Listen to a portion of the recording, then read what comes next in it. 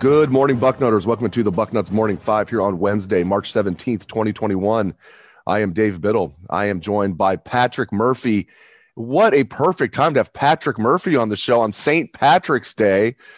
My friend, welcome into the show and happy St. Patrick's Day to you. Thank you. Same to you. It's one of my favorite, I don't know if holiday is the right word because most people have to work, as I found out by asking people what they're doing today. But yeah, it's a good day typically. At least we don't have to work. We just have to do a podcast and then talk to Ryan Day later. To me, that's fun. I guess technically it's work, but a lot to get into on the show today. We'll get to what we expect to hear, what we're really looking forward to hearing from Coach Day when we talk to him at 11:45 a.m. today. So if you're listening to the show and it's past noon, go over to Bucknuts. We'll have that story posted. We might already have it posted by the time you listen to this show. If you're listening early, we will have a video and a story on what Coach Day says as soon as humanly possible. He'll probably talk to us for about a half hour. I imagine we'll get him from about 11:45 till 12:15 if I had to guess. All right, let's get to matters of business, Patrick. Marcus Hooker cited for a DUI this past weekend.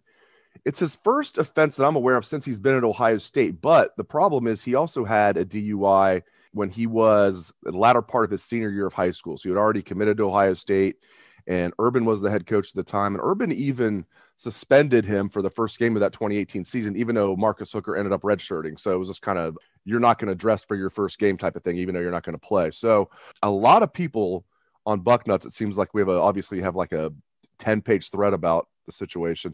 A lot of people are assuming, and maybe they're right, that all right, 2 strikes and you're out. You know, it's good to get a second chance, but this is the second time he's had a DUI, in the last few years, and people are saying 2 strikes and you're out. I don't know, because maybe Ryan Day will say, well, this is the first time it's happened since he's actually been at Ohio State, but these are serious charges. I'm just curious to get your take on it. I'm sure Coach Day will address it. Do you think Marcus Hooker's done, or do you think he will get a second, or however you want to phrase it, a third chance here? This is an interesting one for me, just because of the way you described it there, because it was before he actually started at Ohio State. Now, I think once you sign with the Buckeyes, you're still expected to kind of handle yourself under their kind of honor code, but also a different coaching staff. Ryan Day, at least in terms of the head coach and whatnot. So, I think this will be interesting to see how Ryan Day handles it. This is, the first one of something like this that we've seen under him as well. So, he could set a standard when it comes to this type of punishment.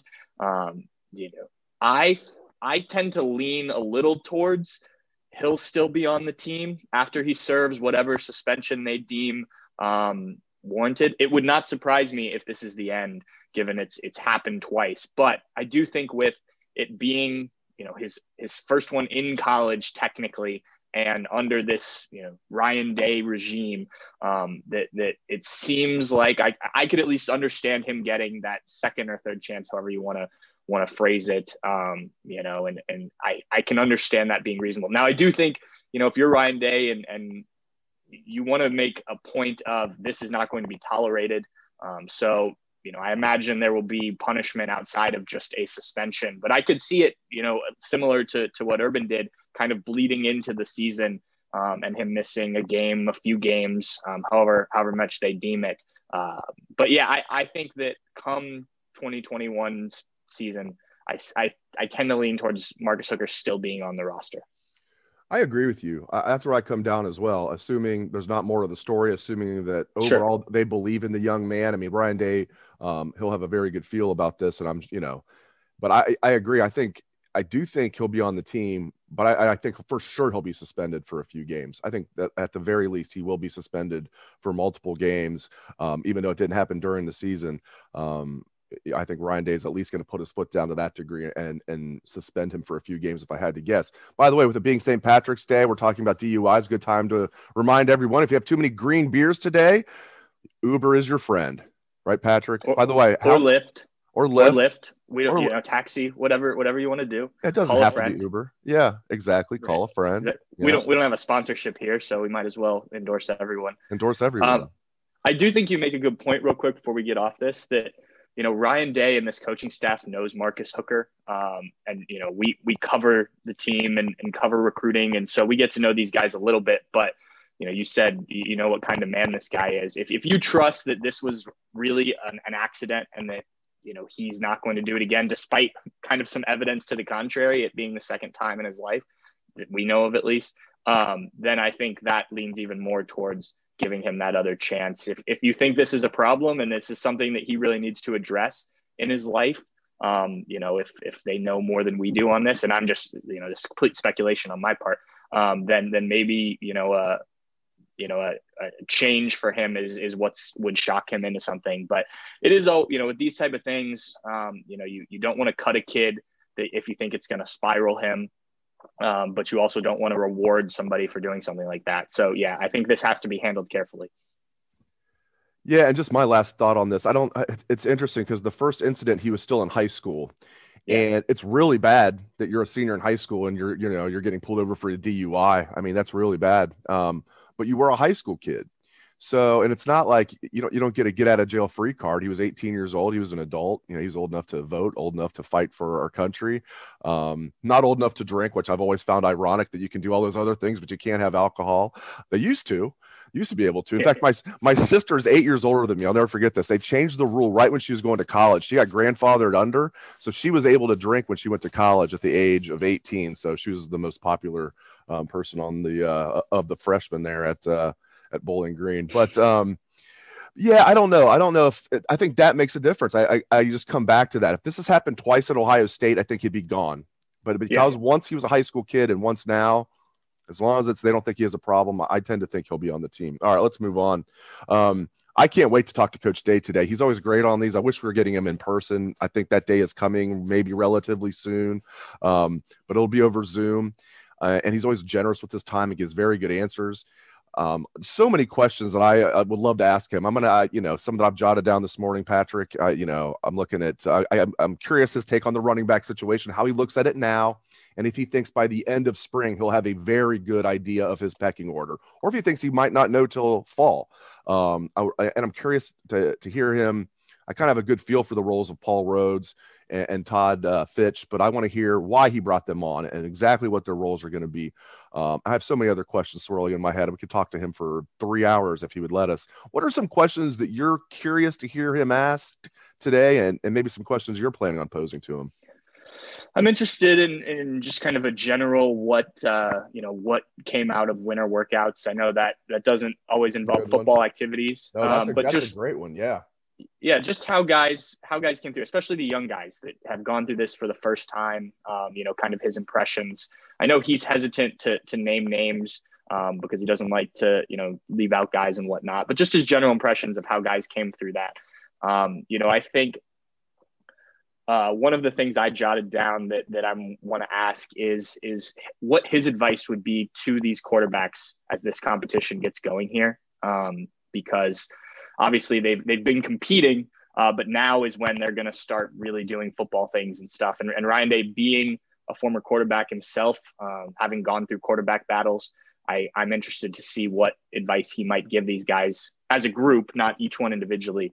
And I'm also interested in some of the guys that maybe are kind of getting overlooked. I was doing guys that the story for our site yesterday on guys that could use a big spring. So looking through the roster and, guys like Tyreek Johnson, where does he kind of stand?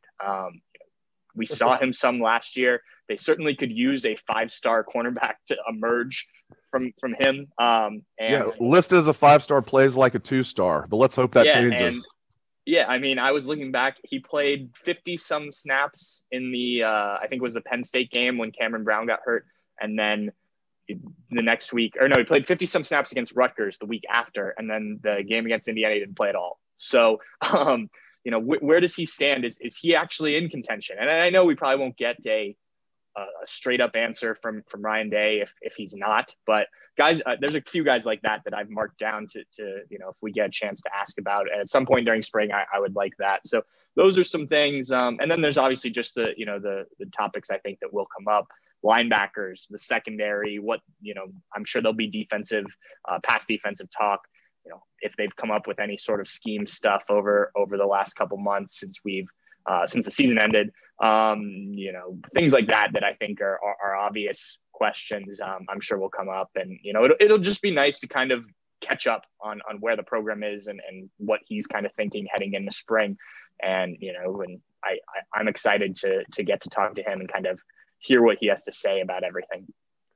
Yeah, when we go 2-3 weeks without talking to him, it feels like a long time. It's close to a month and a half now, so it's going to be a bevy of information today. I like all of those points you made, all those possible questions and things you're looking forward to. I think probably the most is what you brought up first. Is I'm really curious, how the young guys, the freshmen, all those 15 early enrollees, how they did in Coach Mick's winter conditioning program, and not just them, but some of the other guys like a Ryan Watts, who's a very tall corner at 6'3". How's he doing as far as putting on weight? Anybody else that's a young guy that's really made strides? I like that a lot because they've been pretty much on lockdown over there. They didn't listen to our request to, can we please come over and watch a winter workout? They were like, no, they didn't actually say it like that. But and I get it. They're just trying to do what they can do. They had to go on pause for a week. They don't need to make their lives any more difficult by having the media there and having any more people in their bubble. I completely get it, all joking aside. All right. Let's close the show talking some basketball. If you don't like Ohio State basketball, very good talking to you, although you should like Ohio State basketball because they're really good, and they're going to be playing in the NCAA tournament starting in 2 days. I like this draw. Do you like this draw? And I know you were asked this question on 97.1 The Fan this morning. What would be, if you're an Ohio State fan, what would be a satisfactory outcome? Like, what would you be satisfied with as you enter the tournament? Getting to the Sweet 16, would that be satisfactory? Do they need to get to the Elite Eight for it to be satisfactory? Final Four, where do you come down? Yeah, I think the draw, in terms of excitement and matchups, I think it's going to be very interesting. Obviously, I think there probably could have been a little bit easier path to the Final Four, but I think there should be some fun games if things play out right.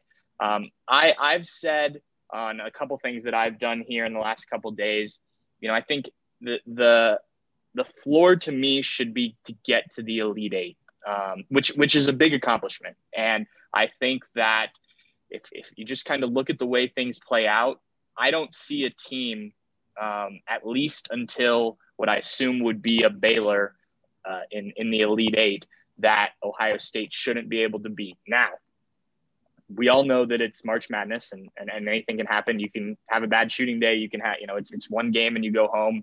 There could be a matchup you don't foresee. So, all the normal, kind of qualifiers there. Just real quick, Joe Lunardi has Ohio State getting upset in the first round by Oral Roberts, who has the highest scorer in the country, the leading scorer in the country, Max Abmas, A-B-M-A-S, Max Abmas, averaging 24.2 points per game. They also have the leading duo in the country. They have another kid who's averaging 18 points a game. And Joe Lunardi has the 15 seed upsetting the 2 seed in Ohio State. Go ahead. I just want to interject that. Yeah, I don't see that happening, though I do think this is a somewhat tricky first-round matchup.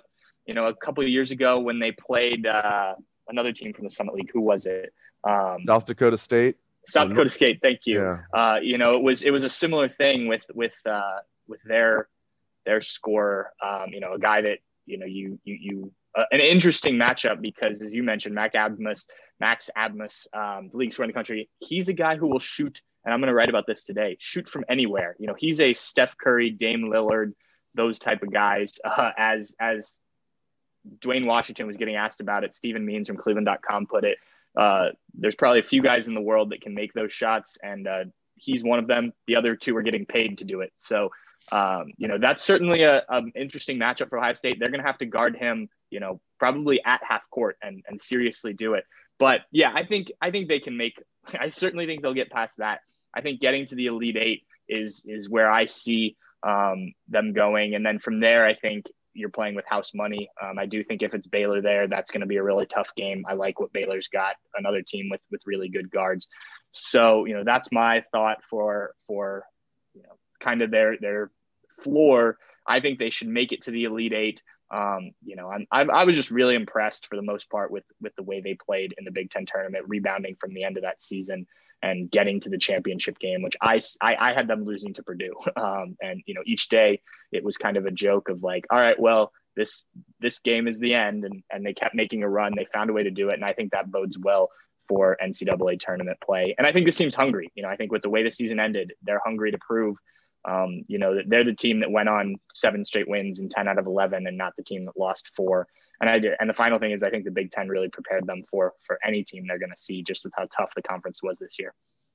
Yeah, there's no teams that are more battle tested than the Big Ten teams. Right. That's going to help them. Maybe this will be the year the Big Ten gets over the hump and wins a national championship in basketball. A lot of possibilities there. Yeah, man, I'm with you. Like I'd be okay with the Sweet 16. Like anything less than that, I'd be pretty angry. Sure. Like Sweet 16 would be like, I wouldn't quite be satisfied with that. I'm with you. Elite 8, I'd be satisfied. Like Final 4, I'd be over the moon. That elite or that Sweet 16 match, if they're playing Arkansas, the 3 seed, that's a really good 3 seed. Arkansas, according to the committee, is the best of the 3 seeds. Texas Tech, though, is a good 6 seed as well. But if they get to the Sweet 16, that's going to be a tough game if they play Arkansas. But I like if they get past Oral Roberts and their, you know, Joe Lunardi's prediction doesn't come true. I like the second round. I mean, if you're a 7 seed or a 10 seed, you're going to be a good team in the NCAA tournament. But Florida, according to the committee, Florida is the worst of the 7 seeds, the worst, the number 28 team overall. So I like Ohio State in that matchup. I think they'll at least get to the Sweet 16 and hopefully the Elite 8, and hopefully further than that. Maybe Ohio State can win the national championship for the second time in school history. Yes, it would. I would enjoy that, Patrick. Yeah, certainly. But just this, I mean, and not to take away from these guys, and, you know, I think give them a lot of credit for the way they've come together as a team, and Chris Holtmann for what he's done. And he's talked a lot this year about just how these guys really enjoy playing with each other and embraced, you know, everything that the coaches have given them and whatnot. But, you know, you looked at this roster at the beginning of the year and it was like, this is a good team, no doubt. I think they'll be good, but you miss Caleb Wesson. You don't have, you know, that elite big man. You don't have necessarily elite guard play. It's like, all right, this team, and that was the way it was projected, was middle of the road Big Ten. And, you know, while they did finish 5th, I think those top 5 teams, and I really think Ohio State was probably the 4th best team in the Big Ten. You know, maybe 3rd, you could argue with Iowa. I think they were definitely better than Purdue, despite losing to Purdue once. They're seated higher than Iowa, even though Iowa is a 2 seed. Right. Ohio State is the number 6 overall team in the tournament. Iowa is the number 8. So, yeah, according to the committee, Ohio State is the 3rd best team in the Big Ten. Yeah, so I think it would be a tremendous accomplishment. You know, even a Final 4, I think, would be a tremendous accomplishment based on our preseason expectations for this team. And the last thing I just wanted to touch on real quick is hopefully they get Kyle Young back at some point during this run.